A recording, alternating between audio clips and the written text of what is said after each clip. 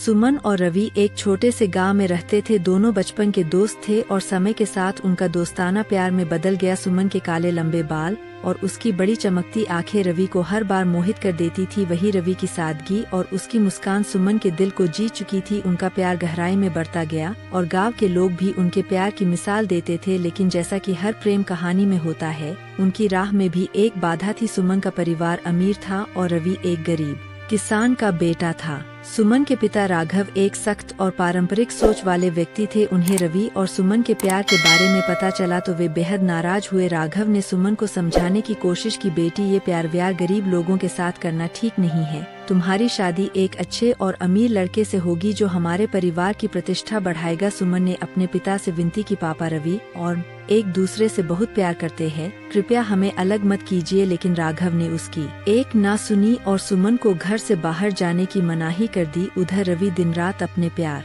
के बारे में सोचता रहता। उसे सुमन से मिलने की कोई भी तरकीब नहीं सूझ रही थी। एक दिन जब गांव में मेला लगा हुआ था, सुमन अपने घर की छत से रवि को देखने की कोशिश कर रही थी। रवि ने भी एक मौका देखा और सुमन के घर के पास पहुंच गया। दोनों की आंखें मिली और वे समझ गए कि उन्हें आज ही कोई निर्णय लेना होगा। रात होते ही सुमन चुपके से अपने घर से बाहर निकली और रवि से मिलने के लिए गांव के बाहर वाले मंदिर की ओर बढ़ी। रवि पहले से वहां इंतजार कर रहा था। उन्होंने एक दूसरे को गले लगाया और आंखों में आंसू भर आए। सुमन ने रोते हुए कहा, रवि हमें भागना होगा, यहाँ हमारे प्यार को कोई नहीं समझेगा। रवि ने उसकी बात मान ली और दोनों ने निर्णय किया कि वे अगले गांव में जाकर बस जाएंगे। वे उसी रात वहां से निकल पड़े, लेकिन नीति को कुछ और ही मंजूर था। गांव के कुछ लोगों ने उन्हें भागते हुए देख लिया और सुमन के पिता को इसकी खबर दे दी। राघव ने अपने आदमियों को तुरंत भेजा और सुमन और रवि को खोजने का आदेश दिया। वे लोग घोड़ों पर सवार होकर उनकी खोज में निकल पड़े। सुमन और रवि ने जब देखा कि उनका पीछा किया जा रहा है तो वे जंगल की ओर भाग गए। जंगल के घने पेड़ों के बीच में दोनों ने एक दूसरे का हाथ थामे हुए दौड़ना शुरू किया, लेकिन उनकी किस्मत ने फिर साथ नहीं दिया। रवि का पैर एक गड्ढे में फंस गया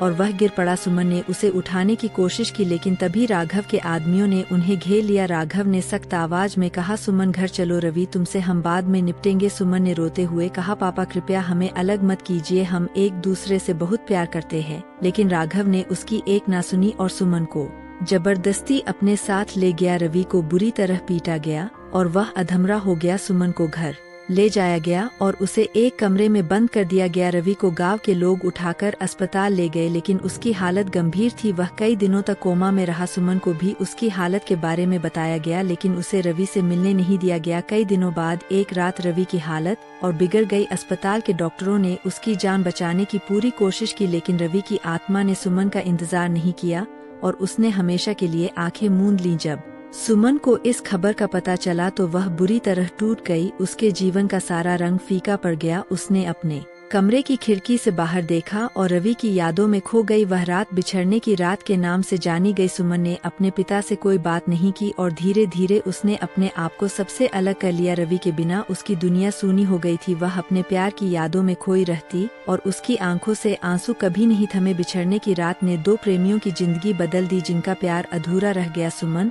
और रवि की कहानी गांव के लोगों के दिलों में हमेशा के लिए बस गई। उनका प्यार एक मिसाल बन गया, लेकिन एक दुख भरी मिसाल जिसने सबको यह सिखाया कि सच्चे प्यार को कभी भी मजबूरी में नहीं तोड़ा जाना चाहिए।